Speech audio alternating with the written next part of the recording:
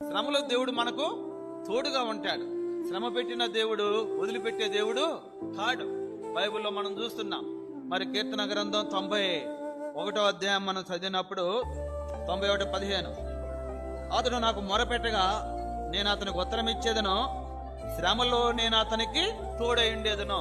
ఏమంటున్నాడు? శ్రమలో నేను అతనికి, అంటే శ్రమలు వస్తాయి, వచ్చినా మీరు ఆధారపడొద్దు, భయపడొద్దు అంటున్నాడు. తర్వాత ఏమంటున్నాడు? శ్రమలో నేను అతనికి, అంటే ఎంత శ్రమ వస్తుందో అంతగా దేవుడు మనకి తోడుగా ఉంటాడు. యోసేపుకు శ్రమ వచ్చింది. యోసేపుకు శ్రమ వచ్చినప్పుడు దేవుడు యోసేపుకి తోడై ఉన్నాడు. అట్లనే దావీదుకు శ్రమలు వచ్చినాయి, కానీ దావీదుకు దేవుడు తోడుగా ఉన్నాడు. ఎంతో మంది భక్తులు, మరి సంఘానికి శ్రమలు వచ్చినాయి. అపోస్తుల కార్యం అంతా చూస్తే సంఘానికి ఎన్ని శ్రమలు వచ్చినాయో చూస్తున్నాం. మరి 10 అధ్యాయంలో శ్రమలే సంఘానికి, కానీ ఆ శ్రమల్లో దేవుడు ఏం చేశాడు? తోడుగా ఉన్నాడు.